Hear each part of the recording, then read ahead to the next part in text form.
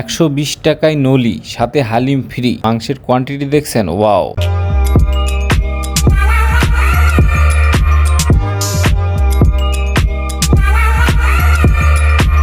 আসসালামু আলাইকুম। আজকে আমরা যাচ্ছি ডাঙ্গার সেই বিখ্যাত নলির দোকানে, যেই নলির স্বাদ নাকি মুখে লেগে থাকার মতো, যেই নলির স্বাদ নিতে নাকি দূর দূরান্ত থেকে মানুষজন ছুটে আসে ডাঙ্গা বাজারে। আমরা এখন আছি পাঁচদোনা থেকে ডাঙ্গা বাজার যে নতুন রাস্তাটি হয়েছে সেই রাস্তায়, এবং আজকের ওয়েদারটি অসম্ভব সুন্দর, বাইক রাইডিং করার জন্য পারফেক্ট একটি ওয়েদার। এই রাস্তার একটি সমস্যা হচ্ছে পুরো রাস্তা জুড়ে কোনো ফুটওভার ব্রিজ নেই, যার কারণে আমি বারবার হর্ন দিতেছি। গাড়ি চলমান অবস্থায় পথচারীরা রাস্তা পারাপার করছে। আর আজকের বিকেলের পরিবেশটা সত্যি অসাধারণ। এমন ওয়েদারে বাইক রাইডিং করলে আসলে মনটা ভালো হয়ে যায়। কিছুদিন আগেই বাইক চালিয়ে দিনাজপুর থেকে ঢাকা আসলাম, এবং বাইকটি এখনো সার্ভিসিংও করাইনি। বাইকের টায়ার প্রেশারটাও চেক দেওয়া দরকার, হাওয়া কম মনে হচ্ছে, এবং চেন থেকেও একটু শব্দ হচ্ছে, চেনটাতেও লুপ করা দরকার। দেখি ডাঙ্গা বাজারে যদি কোনো দোকান পাই তাহলে টায়ার প্রেশারটাও চেক দিয়ে নিব, এবং চেনটাতেও একটু লুব্রিকেশন করে নিব। আর এই যে আমাদের সামনে গতিদানব ভাই চলে এসেছে, তার বাইক সবসময় ফুল স্পিডে চলে, তাকে ওভারটেকিং করা এক কথায় অসম্ভব। দেখতে দেখতেই আমরা ডাঙ্গা বাজারে চলে এসেছি।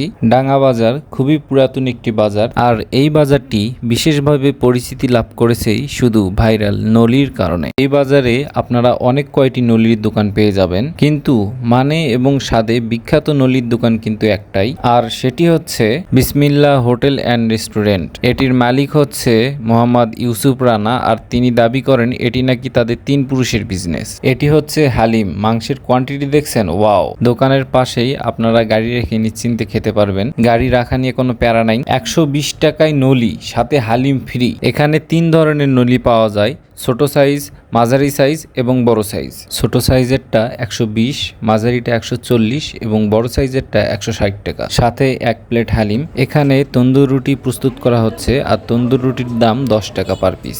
আমরা 2টি করে তন্দুর রুটি এবং একটি বড় সাইজের নলি নিয়েছি। দেখতেই পাচ্ছেন নলির সাইজ, মাশাআল্লাহ। এবং সাথে যে হালিম দিয়েছে সেই হালিমের মধ্যেও যথেষ্ট মাংস বেশি ছিল। নলির স্বাদ সত্যি ভালো ছিল, আমি 10-এ 7 দেব। নলি খেতে যতটা স্বাদ, ঠিক তেমনি নলির ভিতরের ক্যালসিয়ামটা বের করতে তেমনই কষ্ট করতে হয়। আমাদের লাবলু ভাই পুরো দমে চেষ্টা চালিয়ে যাচ্ছেন। শেষমেশ কষ্ট করেও যদি আপনি ব্যর্থ হয়ে যান, তাহলে লাবলু ভাইয়ের এই টেকনিকটি অবলম্বন করতে পারেন। নলি খাওয়া শেষে আমরা চলে এসেছি ডাঙ্গা বাজারের আরেকটি বিখ্যাত রেস্টুরেন্টে, কুড়েঘর রুপটপ রেস্টুরেন্ট। ছাদের উপরে খুব সুন্দরভাবে ডেকোরেশন করা হয়েছে। আপনারা এখানে এসে নিরিবিলি পরিবেশে আড্ডা দিতে পারবেন। আর সামনের দিকে কুড়েঘর টাইপের 2টি রুম বানানো আছে।